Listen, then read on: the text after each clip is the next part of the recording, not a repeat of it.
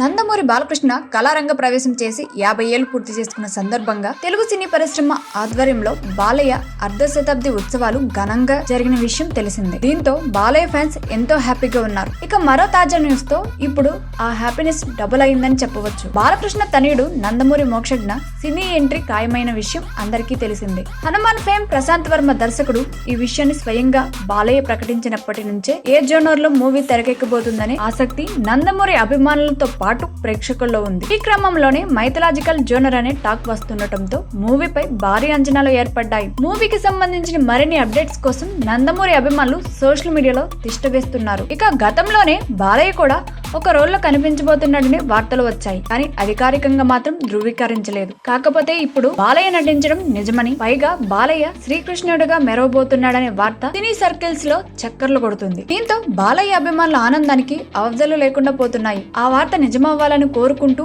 గతంలో బాలయ్య కృష్ణుడిగా కనిపించిన సినిమాల్ని మరోసారి మననం చేసుకుంటున్నారు. మంగమ్మ గారి మనవడు, శ్రీకృష్ణార్జున విజయం, పాండురంగుడు వంటి వాటిల్లో కృష్ణుడిగా చేసి అభిమానుల్ని మెప్పించాడు బాలయ్య. ఇక సెప్టెంబర్ 6న మోక్షజ్ఞ పుట్టినరోజు సందర్భంగా మూవీని గ్రాండ్ లాంచ్ చేసేందుకు సిద్ధమవుతున్నారు.